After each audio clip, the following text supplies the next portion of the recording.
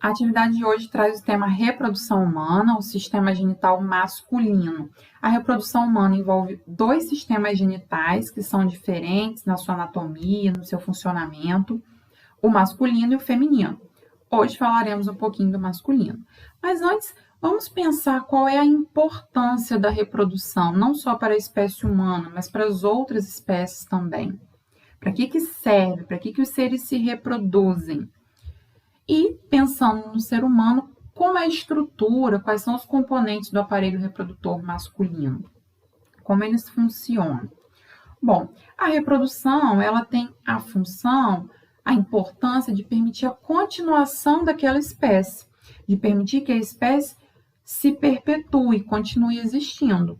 Então, esse é o objetivo da reprodução. Para isso que os seres se reproduzem. E hoje a gente vai falar um pouquinho do aparelho reprodutor masculino, que participa da reprodução humana. A função principal desse sistema é produzir os gametas masculinos, chamados de espermatozoides, que vão participar e permitir a reprodução dos seres humanos. Bom, para acontecer a reprodução humana, é preciso que um gameta masculino, chamado de espermatozoide, se funda, se encontre com um gameta feminino, chamado de óvulo ou ovócito.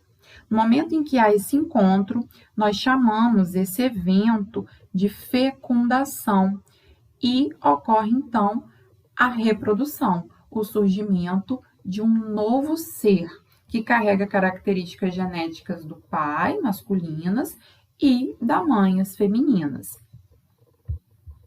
Bom, aqui uma imagem que contém os componentes do sistema do aparelho reprodutor masculino. Nós vamos falar um pouquinho de cada um deles. Esse é um assunto extenso, vou tentar ser o mais objetiva possível.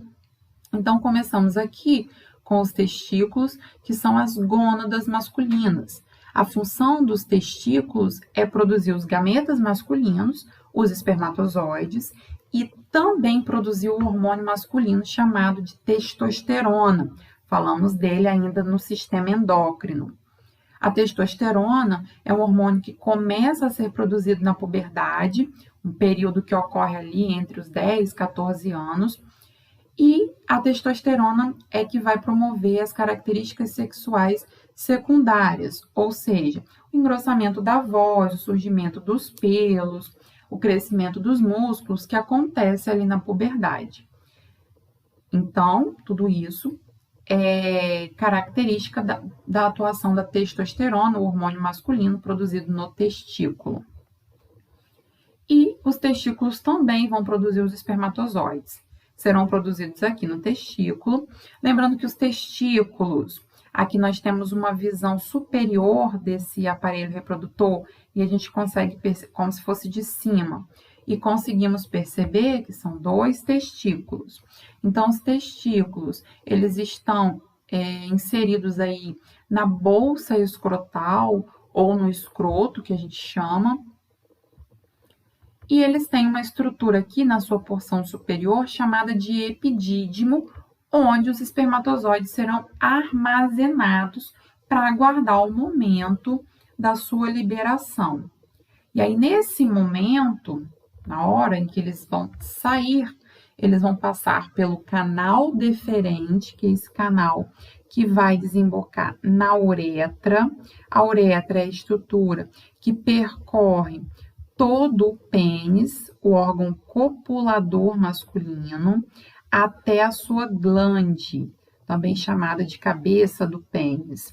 Então, a uretra, ela vai permitir a saída dos espermatozoides no esperma, aqui, e também vai permitir a eliminação da urina. Percebam que a bexiga que produz a urina está ligada aqui à uretra. Então, a urina será eliminada também por esse canal que percorre o pênis, a uretra, e será eliminada aqui na glande. Esse canal é comum, então, ao sistema urinário, ao sistema reprodutor. A liberação desses líquidos não acontece ao mesmo tempo, ou vai ser liberada a urina, ou será liberado o esperma, tá? Então, os espermatozoides seguem aqui pelo canal deferente e eles vão ganhar, ao longo desse canal, alguns líquidos que serão produzidos pelas glândulas acessórias, a vesícula seminal ou glândulas seminais e a próstata. Esses líquidos, junto com os espermatozoides, vão formar o que a gente chama de esperma ou sêmen.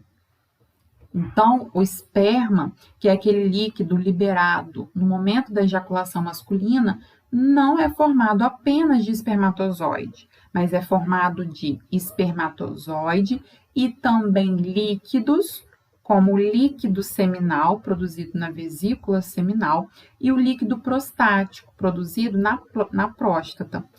Esses líquidos têm funções muito importantes. O líquido seminal, produzido na vesícula seminal, vai nutrir e dar energia para o espermatozoide se movimentar, uma vez que ele tem que nadar, digamos assim, até encontrar o óvulo para fazer a fecundação. O líquido prostático, produzido na próstata, vai neutralizar a acidez da uretra e também a acidez da vagina, para proteger o espermatozoide. Existe uma certa acidez na uretra masculina, porque é por onde sai também a urina. Então, a função do líquido prostático é neutralizar essa acidez e também a acidez da vagina, no aparelho reprodutor feminino, para proteger os espermatozoides. Uma vez formado, então, o esperma, ele vai percorrer toda a uretra e vai ser eliminado pela glande do pênis no momento da ejaculação.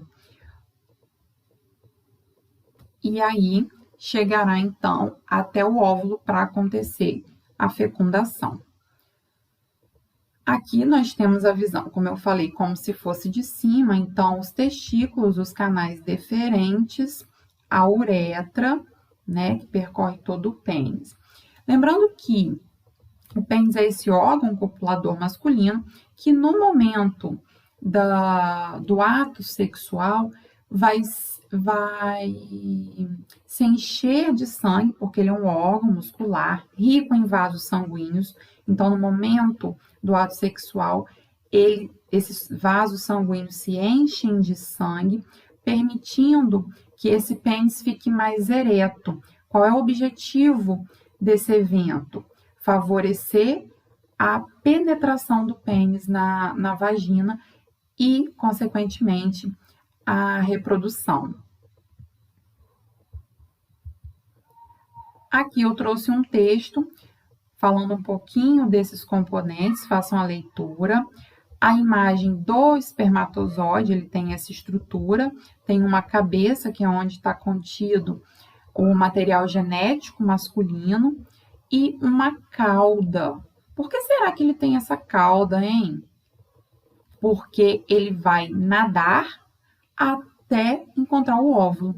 E aqui um hashtag para saber mais. Olha, a cada ejaculação podem ser liberados entre 200 e 400 milhões de espermatozoides. A importância dessa quantidade é que, como eles têm que percorrer um caminho longo, se fosse só um, ele poderia ser danificado ao longo do processo. Então, essa quantidade permite que a reprodução ocorra, garante que um espermatozoide vai chegar até o óvulo. E aí, apenas um espermatozoide vai fecundar o óvulo, aquele que chegar primeiro. Então, pessoal, nós somos vencedores, tá? Porque um dia nós fomos, o espermatozoide do nosso pai que encontrou o óvulo da nossa mãe, falando geneticamente, falando biologicamente. E também uma informação curiosa aqui é que os testículos eles estão localizados fora da cavidade corporal para permitir a produção dos espermatozoides, que acontece em uma temperatura específica.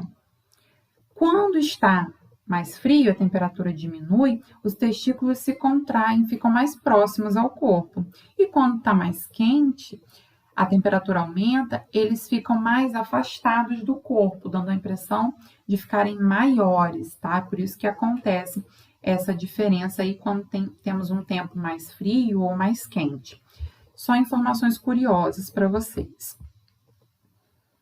Referência ao material de onde foi retirado o texto. E os exercícios, ó. A função dos testículos é, falamos, marquem a alternativa correta. Organize as palavras de acordo com o caminho percorrido pelo espermatozoide. Então, vocês vão organizar essas estruturas de acordo com o caminho que o espermatozoide percorre desde o momento em que ele é produzido até o momento em que ele é eliminado pelo pênis.